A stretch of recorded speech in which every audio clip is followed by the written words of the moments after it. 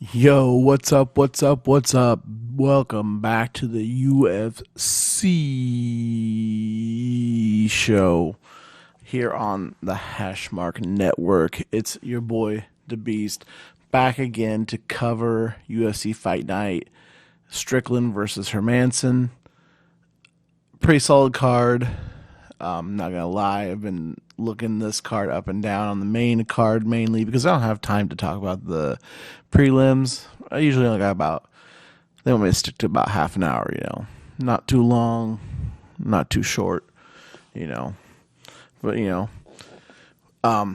gonna start with the main card, just talk a little bit of things, and then I've got a little takeaway that I'm gonna give you before to end the show. A little food for thought. But before we debate, got to hydrate.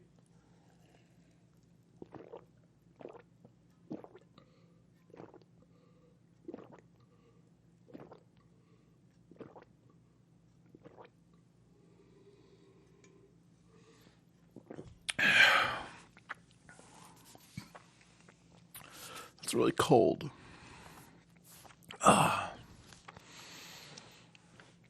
All right, let's start.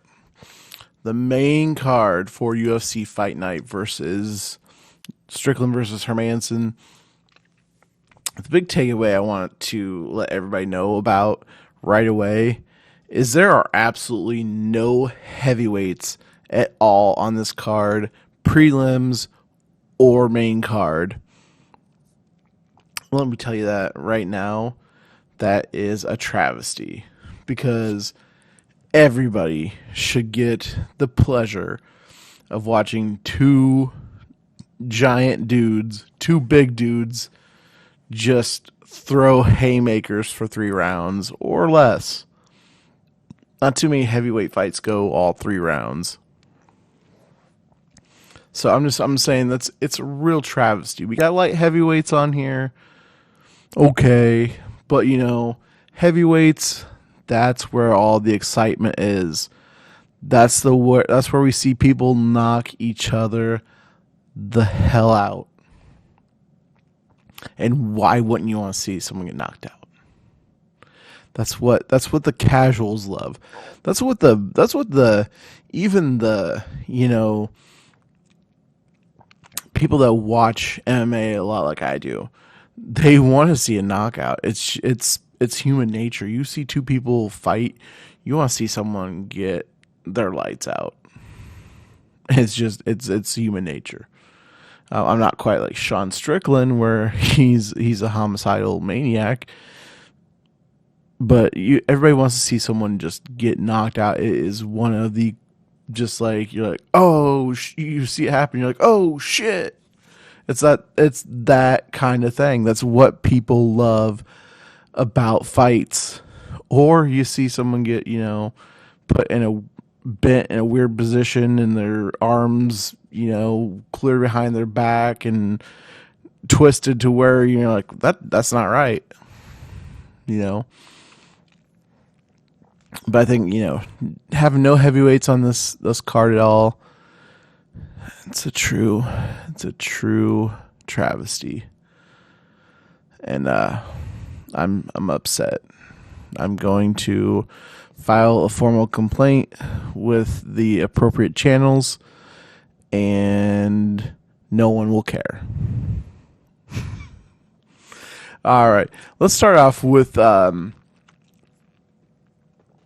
first fight of the night on the main card. It's Julian Erosa, whose nickname is Juicy J, which is very interesting as a nickname. I think he's about the only one that I can remember besides his nickname, besides Sean Strickland, who's Tarzan still. But yeah, so the fight, the odds in the beginning of this on both sides are Julian Rosa. He's the heavy favored, -310 to Steven Peterson, who's +250. Both these fighters are about 500 in the UFC, give or take. Rosa, he's a pretty good finisher. He's got 11 knockouts, 12 submissions. Peterson, he can finish as well. This fight, I don't really know much about either one of them. But just because of, Rosa's ability to finish fights, I'm saying that you're probably going to go with Rosa on this one. You're not going to get a lot of value on the money line. Negative 310, unless you're putting some big money on it. The value that you're going to get is by using the method of victory tab and using selecting Rosa and clicking on the bet where it's TKO, KO, DQ, sub. So it's TKO/KO/DQ/sub. That's about plus 150.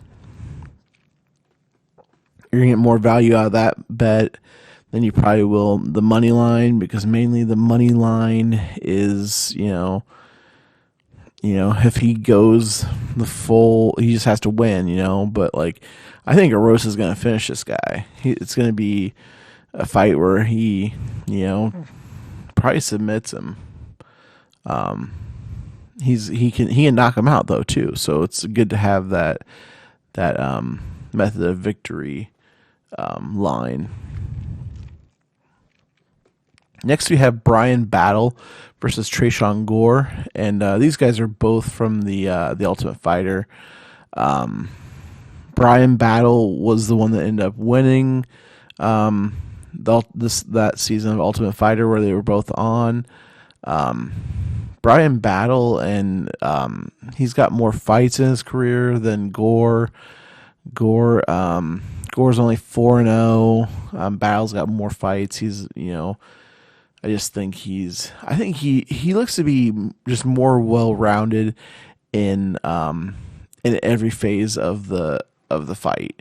Watching his fight at the Ultimate Fighter finale, he was good at grappling. His stand up did take a minute for him to get, but he was good with the grappling. He was good with the stand up. He was just in every area of the game. He was good. He ended up getting a submission in that as well. The lines on this one, you see Brian Battle is the underdog. He's plus 135. Trey Gore is the favorite at negative 160. I'm thinking that they're probably putting Trey Gore as the favorite here because he's got heavy hands supposedly. We've only seen 4 fights out of him. It's a small sample size, 2 knockouts, 1 submission, 1 decision. I don't know much about his amateur career, but they say he's just he's got heavy hands. I just think that, Battle is going to be the better option. On this one, I think the best bet would be to go with Battle on the money line. You could also go for the TKO/KO/DQ/sub option. That's going to be plus 200. So, you could go bet the money line of Brian Battle plus 135, and then you can also go the method of victory and select that as well. I think the best bet's going to be with Battle on the money line because he's going to win. He could drag it out all 3 rounds. It's just one of those fights. When you get to the UFC, your competition is so much better compared to when you're fighting on the local circuits and probably even the LFA, which I've told you guys before. It's the minor leagues for MMA. It's still professional fights, but it's not the UFC. I'd say, some of these fights that look like they could be finishes could go to decision. like I said, just because your competition is so much better, you're not fighting guys that are, less experienced or aren't as well rounded as the guys you're fighting in the UFC. The guys that make it to the UFC or even Bellator. Bellator is a great organization as well too. They're just the guys on the levels below Bellator and UFC are just they're not experienced. The guys that do make it there, they're there for a reason. And if you're there, you're probably you're trying for a knockout, and these guys have went decisions for a while, or they've been in the UFC for a while. They've seen a thing or two. They know how to handle a thing or two. But I mean, you still got guys that are doing the damn thing. Like Arnold Allen's a good submissionist. Francis Ngannou is a knockout artist. Adesanya for he's a little he can win any way he wants. You just can't be a one-trick pony. And that's why you're not gonna see probably Derek Lewis back in the title picture. You probably won't see. I mean, as much as I'd love to see Tuivasa in the fighting for a title, I just don't. Right now, he's not well rounded, so he probably would not make for a good fight against Ngannou. I mean, or John Jones if John Jones ever gets to heavyweight. Food for thought there. Next, we have Sam Alvey versus Brendan Allen.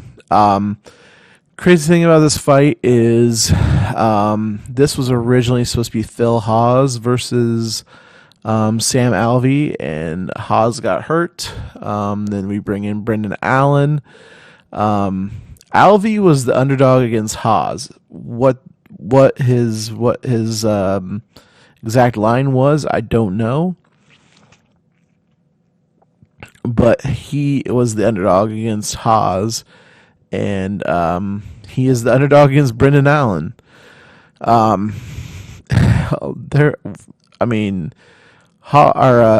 is his nickname's Smilin' Sam Alvey. Dude's always in a good mood. I mean, it's he has just had the worst luck, lately. He is on a major losing streak, and I mean, you see fighters getting cut left and right, and you hear from people all over saying, why'd he get cut? And Sam Alvey is still with the UFC. We don't know. I thought it was crazy that Alvey is still the underdog after having his opponent replaced. I mean, his opponent's coming in on short notice and probably doesn't get as much, studying on Alvey, which, I mean, there might not be much to study on Alvey, especially after losing so many fights in a row. Alvey is plus 280. Allen's negative 365. One of the bigger favorites, Brendan Allen. I don't think this fight's gonna be much of a fight at all. You're not gonna get much value out of the money line here with Allen. I cannot find the TKO KO DQ sub method of victory for Allen on my sports book. If yours has it, I would definitely look at it, because I think he's going to take this fight by one of those methods. I think he's gonna have a day with Alvey, and this might be Alvey's last fight in the UFC. Who knows? Probably not, though. It is what it is. Next, we have I don't know. I'm probably gonna butcher this guy's name. Shavkat Rachmanov versus Carlston Harris. This fight is a really good fight. Rachmanov is the favored, or the favorite. I said favored. Rachmanov is the favorite here. He's negative 225, minus 225 to Harris, who's plus 185. Next to the main event, the two fights leading up to the main event are really good fights. You see Rachmanov, like I said, favored minus 225 to Harris plus 185. You see, I think both of these fighters are capable of finishing a fight. Rachmanov has actually finished all of his fights, either by submission or knockout. He even had a guy that he said TKO by retirement. So it doesn't mean that he retired in the middle of the fight, the guy that he fought. It just means that he didn't come out after round one. He just was like, "Nah, I'm getting my ass beat. I'm gonna not get my ass beat for 2 more rounds or another round." So, yeah, Rachmanov is pretty good. Sorry about that. But yeah, the big thing that Harris has going for him is he has landed more significant strikes compared to Rachmanov, but I don't think he's as skilled at grappling as Rachmanov is. The bet here, I still think you could find some value in Rachmanov at for his money line. I'd also take the method of victory. This card has a lot of guys that are capable finishers. So it's like you can bet, any of these to finish. You just got to pick the right guy to get the finish in the fight. Like, I feel like these have been some pretty good, solid matchups, especially after reading about both of them, or all these fights. So Rachmanov's probably going to win this. Rachmanov's undefeated. Carlston Harris has only lost 1 fight.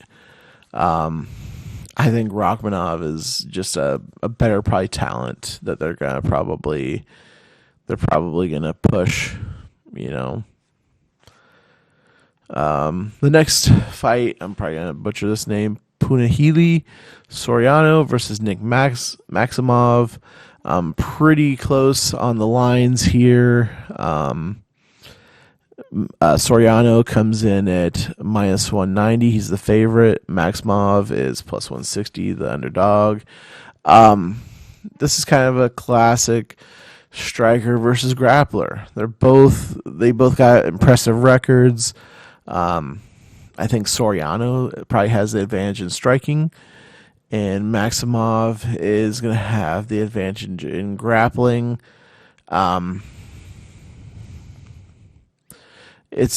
What's crazy is, like, if you have hit like a street fight, you're probably going to want to go with a wrestler over a striker, because a street fight, most of these people that are getting in street fights, they don't know how to defend a takedown. When you're in a professional fighting, they're looking for things like takedowns, so they're going to work a lot on takedown defense. Even though, with that said, I still think Soriano will win this one. This one could be a good back and forth battle. I don't know if it's going to be a fight where there's a finish. I think this one, if you're going to pick a fighter to win, it's going to be Soriano. You're going to go with the money line there. No method of victory, in my opinion. I think it's just going to be Soriano. He's going to win. He could win by knockout or submission. Those things can happen in any fight. But I think this one, it's going to be a tough fight, and it's going to be something that's, goes to decision. Our next fight is the main event. And the main event is Sean Strickland versus Jack Hermansson. Strickland's the favorite in this fight. He comes in at minus 210, and Hermansson comes in at plus 175. Just watching Sean Strickland talk in interviews is just, it's a sight. He says whatever is on his mind at the time. He was throwing out homophobic slurs, calling a guy's haircut, he called it gay. I mean, Sean Strickland says whatever he wants. He's a contender now. He can say whatever he wants. You don't have to agree with it, but he can say whatever he wants. He's got the freedom of speech. What's the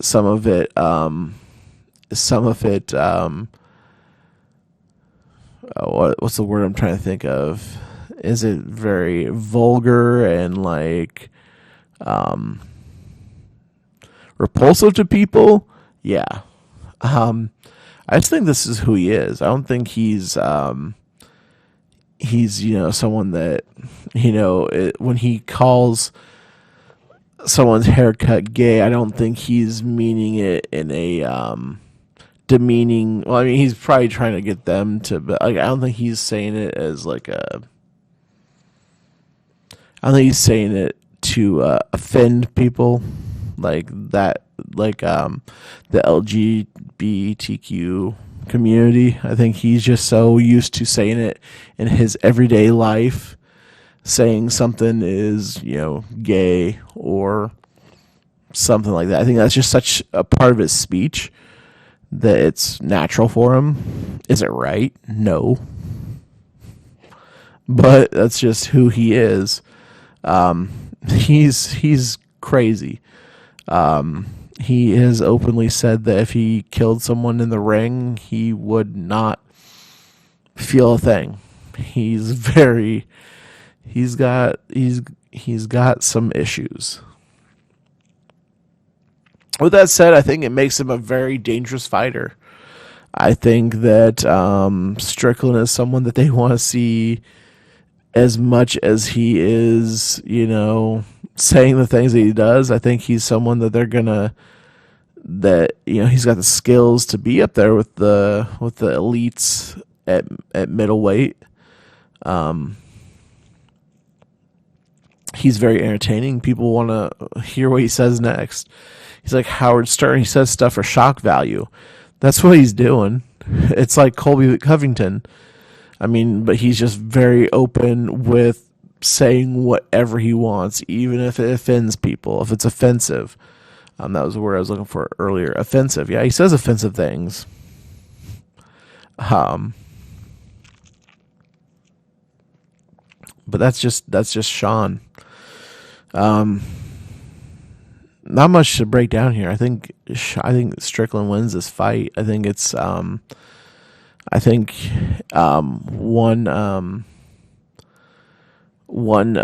money line. Yeah, you can still make some money on the money line if you put enough money up. For me, when I bet fights, I prefer to maximize my value. Doesn't always work, but I think Strickland finishes this fight. You can also put money on the fight to go under 5 rounds, which, let me take a look here. And just take a look at that line here and see what it is.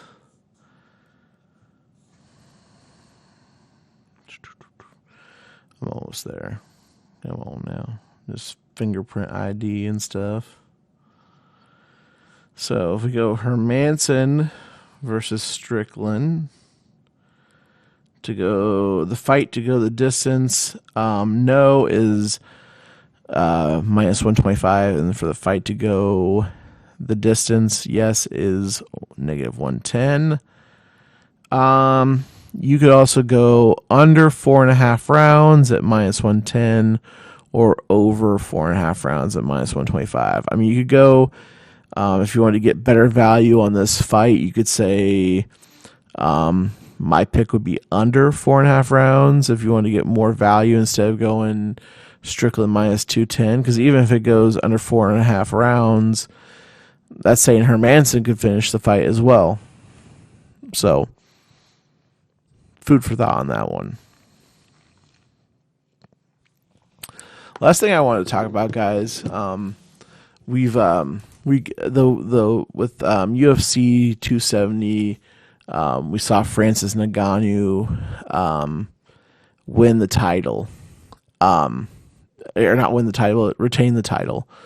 So I wonder what you guys think about Dana White not putting the belt on Ngannou. Do you think there was something behind it? Like, they put all their chips on Gon, and Gon didn't do it because, Ngannou, they want to get the belt off Ngannou. That's, in my opinion, that's what they want to do. They probably knew he was injured going into the fight. Didn't care, because they figured that they would get the belt off of Ngannou, and they wouldn't have to worry about him, demanding more money as a fighter. Personally, I think Dana doesn't want to have him as a champion. He's gonna say all the things that you want to hear him say about, I was there with him all week, and I shook his hand, I talked to him, and I was at the face off and all that. Yeah, but I mean, if you're a poker player, you don't reveal your hand, on the turn or the river. You don't show your hand until everybody's called, or you fold, whatever. You're not showing what you have. I think they put all their chips in on Ngannou losing the title. But Ngannou did it, and he won on a bad leg, on a bad knee. Now they're going to have to negotiate with him, and he's going to want big money. He's going to want other things, though. He's going to fight for the other fighters that are on the roster as well.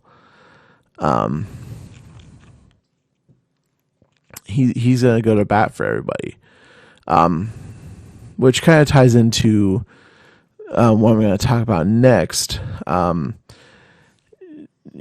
Jake Paul, he's looking to get into MMA. He's got offers from multiple different leagues, I guess. The biggest one is he's getting. I think the best one for him would be to. He has a contract offer from Khabib's Eagle FC. So the big thing with that is if he does sign with Khabib, he wants to fight Khabib. Jake Paul's a promoter. He knows what he's doing. He knows that he's going to make money if the people are going to tune in to watch him fight Khabib. Would they? I don't think they'd throw him to the lions like that right away. But I think the biggest news from all this Jake Paul to MMA and everything is that Jake Paul's investing in the UFC in the sister company EDR.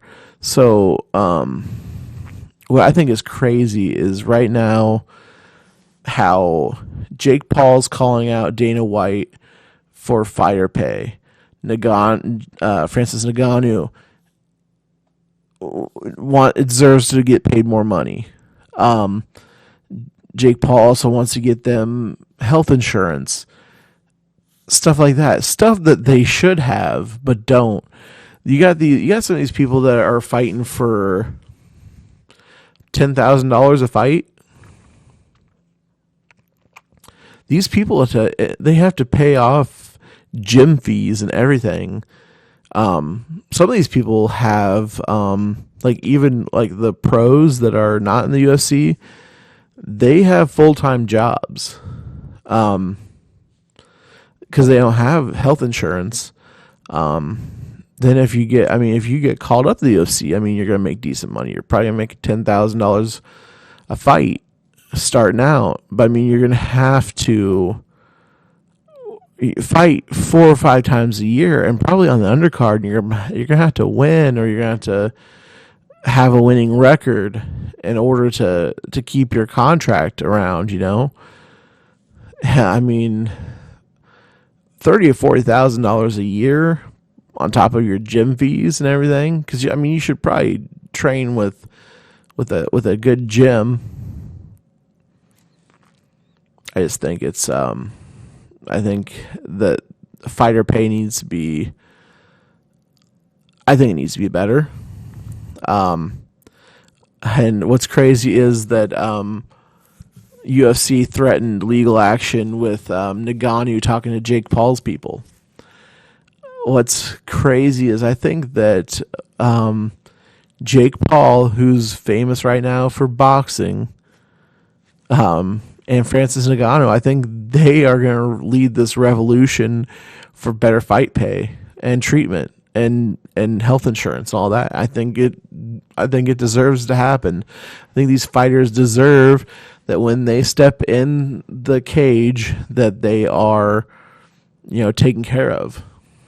I don't know if there's obviously there's not going to be any retirement plan or anything.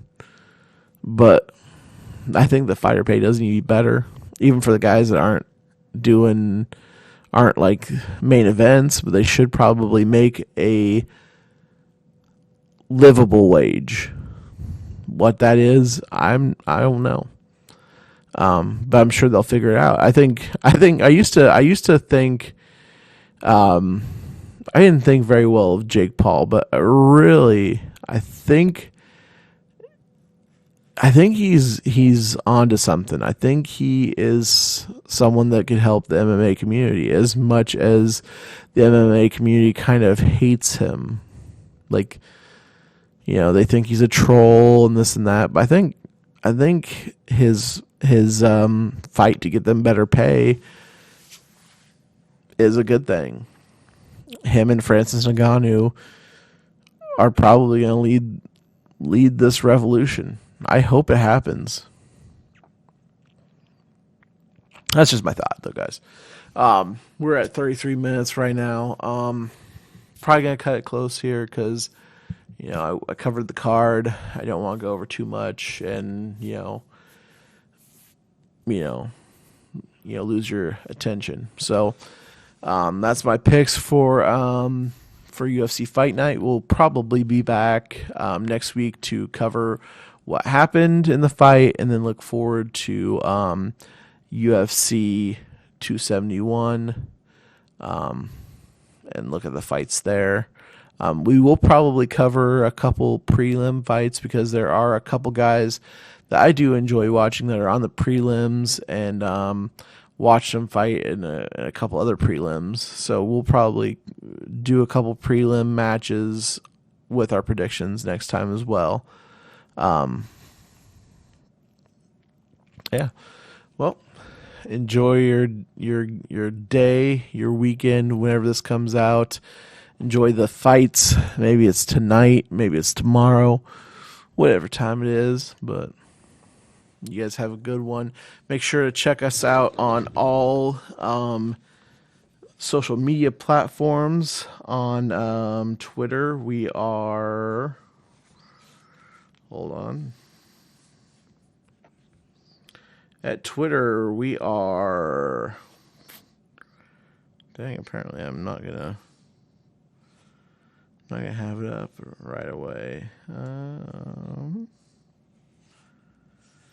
It is You can follow us at the Hashmark. Person that runs our Twitter does a very good job. They post a little bit of everything we do. Again, at Twitter at the Hashmark. And then you can follow us on Instagram. We are